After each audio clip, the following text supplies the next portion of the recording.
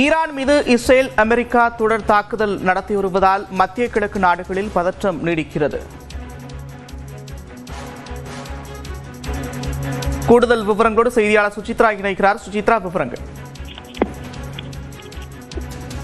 Iran மீதான தாக்குதல் நீடித்து வருவதை தொடர்ந்து தற்போது பதற்றமான சூழல் என்பது மத்திய கிழக்கு நாடுகளின் மத்தியில் ஏற்பட்டுள்ளது. குறிப்பாக ஏற்கனவே பல்வேறு தாக்குதல்கள், குறிப்பாக அமெரிக்கா இஸ்ரேலுடைய தாக்குதல் காரணமாக 39 பள்ளி மாணவிகள் ஈரானில் மரணமடைந்துள்ளதாக தற்பொழுது அந்நாட்டினுடைய அதிகாரப்பூர்வ இணையதள செய்தி பக்கங்களானது தற்போது தெரிவித்து வருகின்றன. குறிப்பாக 36 மாணவிகள் தற்பொழுது ஈரான் இஸ்ரேல் மற்றும் அமெரிக்கா நடத்திய அந்த ஒரு ஏவுகணை தாக்குதலில் தெஹ்ரானில் தற்பொழுது மரணமடைந்ததாக அதிகாரப்பூர்வ தகவலை அந்நாட்டு அதிகாரிகள் தெரிவித்திருக்கிறார்கள். அது மட்டுமல்லாமல் பல்வேறு பகுதிகளில் இருந்து ஈரான் வழியாகவும் இஸ்ரேல் உள்ளிட்ட பகுதிகளுக்கு செல்லக்கூடிய அந்த விமானங்களுடைய சேவைகள் என்பது முற்றிலுமாக பாதிக்கப்பட்டுள்ளது. தொடர் வான்வழி தாக்குதலை தொடர்ந்து ஈரான் தன்னுடைய வான்வழியை மூடுவதாக அறிவிப்பு ஏற்படுத்திய நிலையில் பல்வேறு விமான சேவைகளும் தற்பொழுது முழுமையாக பாதிக்கப்பட்டுள்ளன. குறிப்பாக இந்த விவகாரத்தில் அபுதாபி மீதான ஒரு ஏவுகணை தாக்குதலில் ஈரான் நடத்திய பொழுதும் அங்கும் ஒரு உயிரிழப்பு என்பது ஏற்பட்டுள்ளதாக ஐக்கிய அரபு அமீரகம் அதிகாரப்பூர்வமாக அறிவித்துள்ளது. பதற்றமான சூழலில் தற்பொழுது சென்னையிலிருந்து துபாய், தோஹா, அபுதாபி, பஹ்ரைன் விமானங்கள் தற்பொழுது அதிகாரப்பூர்வமாக ரத்து செய்யப்பட்டுள்ளதாக சென்னை விமான நிலையமானது அறிவித்துள்ளது. இஸ்ரேலுக்கு சென்னையிலிருந்து நேரடி விமான சேவை இல்லாததால் டெல்லி வழியாக இஸ்ரேல் செல்லும் ஏர் இந்தியா விமானங்களுடைய டிக்கெட்டுகளுடைய முன்பதிவுகள் தற்காலிகமாக நிறுத்தப்பட்டுள்ளதாகவும் சென்னையிலிருந்து வெளிநாடு செல்லும் பயணிகள் அனைவருமே விமான நிறுவனங்களை தொடர்பு கொண்டு தங்களுடைய விமானங்களுடைய நிலை குறித்து கேட்டறிய வேண்டும் என்ற ஒரு தகவலையும் அவர்கள் தெரிவித்திருக்கிறார்கள். சுஜிதா, நீங்க தொடர்ந்து இணைப்பில் இருந்து தொடர்பான கருத்துக்களை பகிர்ந்து கொள்வதற்காக பேராசிரியர் திரு திருமாறன் இணைக்கிறார். அவரோடு பேசலாம். சார், வணக்கம். தொடர்ச்சியாக நடந்து வரக்கூடிய இந்த இடைவிடாத தாக்குதல், அதனால் ஏற்படக்கூடிய விளைவுகள், இதன் பின்னணி உங்களுடைய கருத்து? சார், இன்னைக்கு நம்ம பார்த்தோம்னா காலையிலே யுஎஸ் அட்டாக் ஈரான் மேல டெஹரான்ல ஒரு 7 மிசைல்ஸ் அடிச்சு ஒரு பதட்டமான சூழ்நிலை உருவாகி இருக்கு. ஆனா இது பாத்தீங்கன்னா ஒரு 6 மாத காலத்துமாவே நம்ம அதை பார்த்துட்டு இருக்கோம். எந்நேரமும் அட்டாக் பண்ணலாம் அப்படின்னு சொல்லிட்டு இருக்காங்க. இது ஒரு பின்னணி என்னன்னு பாத்தீங்கன்னாக்கா, நம்ம ஜூன் மாசமே ஒரு 12 days வார் அப்படின்னு சொல்லி டெஹரான் மேல அடிச்சாங்க. அது நல்ல ஃபார்ச்சுனேட்லி அது டெஹரானோட நின்று போச்சு. அவங்க பெருசா ஒரு ரிட்டாலியேட் பண்ணல. டிப்ளமேட்டிக் டாக்ஸ்க்கு ஸ்டார்ட் பண்ணாங்க. அப்போ அந்த டாக்ஸ் போயிட்டு இருந்தது, இப்பவும் போயிட்டு இருக்கு. நம்ம பாத்தீங்கன்னாக்கா இப்போ ஜெனீவால அந்த டாக்ஸ் போயிட்டு இருந்தது பிட்வீன் யூஎஸ் அண்ட் ஈரான். 2 பேருமே முக்கியமான அம்சம் என்னன்னாக்கா அந்த நியூக்ளியர் வெப்பன், அதுதான் ரொம்ப கன்டென்ஷன் இஷ்யூ. இப்போ யூஎஸ் என்ன சொல்றாங்க அப்படின்னா, ஈரானுக்கு அந்த நியூக்ளியர் வெப்பன் இருக்கக்கூடாது அப்படின்றதுல தெளிவா இருக்கிறாங்க. ஸோ அந்த பேச்சுவார்த்தையுடன் ஆல்மோஸ்ட் நேற்று முடிஞ்சிருச்சு அப்படின்றதான் ஓமானும் நம்ம ஈரானும் சொல்லிட்டு இருந்தாங்க. பட் நேற்று நைட்டே பாத்தீங்கன்னா யுஎஸ் பிரசிடென்ட் ட்ரம்ப் அது பேச்சுவார்த்தை ரொம்ப கண்டியூசிவா இல்லை, நாங்க நினைக்கிற மாதிரி இல்லை. ஸோ அது விளைவு ரொம்ப பயங்கரமான விளைவுகளை சந்திக்கும் ஈரான் அப்படின்னு ஒரு அச்சுறுத்தல் கொடுத்துட்டு இருந்தாரு. இன்னைக்கு மார்னிங் தி அட்டாக். இப்ப என்னன்னு பாத்தீங்கன்னா, இது போன ஜூன் நடந்ததுக்கும் இப்போதுக்கும் என்ன பெரிய டிஃபரன்ஸ் என்னன்னு பாத்தீங்கன்னா, வருத்தப்படக்கூடியது, எல்லாம் உலக நாடுகளே உன்னிப்பாக கவனிக்கக்கூடியது என்னன்னு பாத்தீங்கன்னா, ஈரான் ஸ்டார்டட் ரிட்டாலியேட்டிங். ஸோ அது இஸ்ரேல் மட்டும் இல்ல, எல்லா ஸ்டேட்ஸ்லயும் ஒரு 4 ஸ்டேட்டை இப்போ அட்டாக் பண்ணியிருக்கிறாங்க. அதாவது பாத்தீங்கன்னா, பஹ்ரைனை முதல்ல அட்டாக் பண்ணாங்க, குவைட் அட்டாக் பண்ணியிருக்காங்க. ஸோ இஸ்ரேல் மேலேயும் லெபனான்ல இருந்து அட்டாக் பண்ணியிருக்காங்க, ஏமன்ல இருந்து அட்டாக் பண்ணியிருக்காங்க. ஸோ இந்த மாதிரி சூழ்நிலையில இது எஸ்கலேட் ஆயிட்டு இருக்கு. நெத்தன்யாஹூ இன்னைக்கு கிளியரா சொல்லியிருக்காரு, இட்ஸ் அ வார் அப்படின்னு சொல்லியிருக்காரு. நம்ம யூஎஸ்ல இருந்து ஸ்டேட்மெண்ட்டும் பாத்தீங்கன்னா எபிக் வார்னு சொல்லியிருக்காங்க.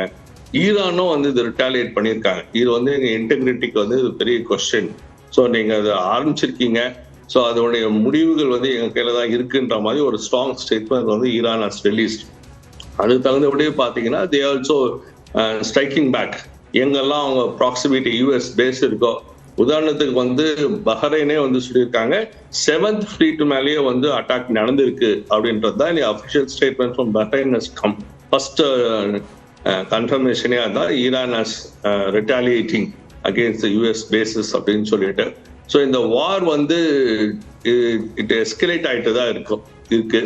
ஸோ இப்பதான் நம்ம சொன்னபடி பாத்தீங்கன்னாக்கா, it will going to impact இந்த வாருடைய இம்பாக்ட் வந்து வேர்ல்ட் ஃபுல்லா வந்து இருக்கும், பாதிப்பு அடையும் என்பதே நமக்கு கருத்தாக இருக்கு.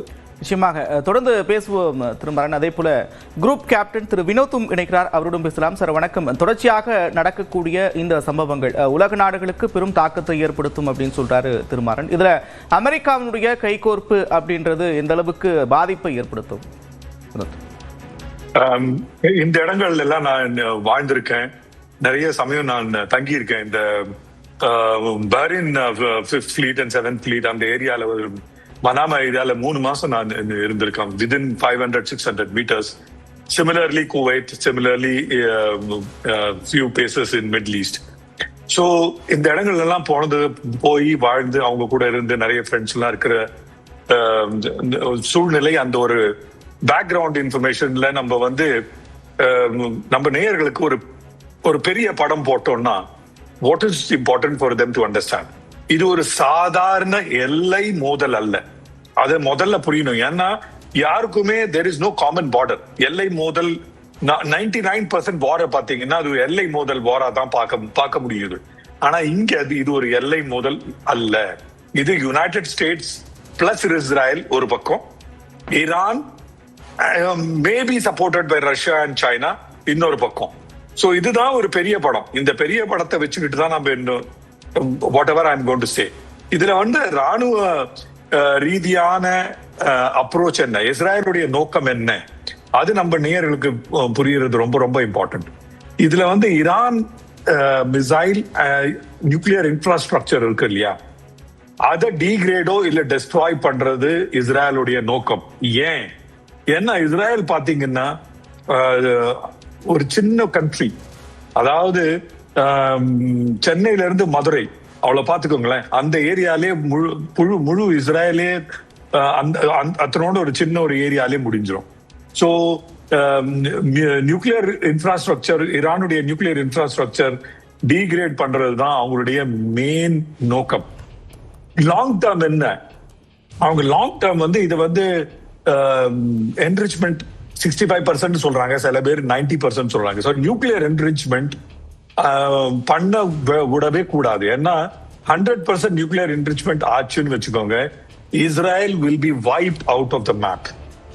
That is the existential crisis. இஸ்ரேலுடைய எக்ஸிஸ்டென்ஷியல் கிரைசிஸ் இது. யுஎஸ் உடைய நோக்கம் என்ன? யுஎஸ் வந்து இந்த மிடில் ஈஸ்ட்ல இருக்கிற எல்லா கண்ட்ரிஸும் பாத்தீங்கன்னா, பஹ்ரைன் இருக்கட்டும், கத்தார், யுஏஇ, சவுதி, எல்லாமே யுஎஸ் பாக்கெட்ல. ஒரே ஒரு கண்ட்ரி மட்டும் யுஎஸ் பாக்கெட்ல இப்ப கிடையாது, அது மட்டும் ஈரான். சோ மிடில் ஈஸ்டர்ன்ல இந்த ரெஜிம் சேஞ்ச் அவர் ஓபனாவே சொல்லிட்டாரு Trump.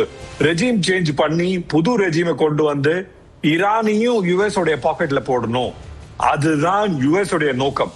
So that is why I set big picture நம்மளுக்கு இந்த பெரிய பெரிய படம் நமக்கு புரியணும். அதாவது இது சாதாரண எல்லை மோதல் அல்ல. ஈரானுடைய ஸ்ட்ராட்டஜி பாத்தீங்கன்னா டைரக்ட் கான்ஃபன்ட்ரேஷன் அவங்க பண்ணாம இருக்கதான் ட்ரை பண்றாங்க. ஏன்னா அவங்களுடைய ஸ்டேயிங் பவர் இருக்கு இல்லையா, அது 7 days to 15 days, 7 நாள் மேக்சிமம் 15 நாள்ல முடிஞ்சிடும்.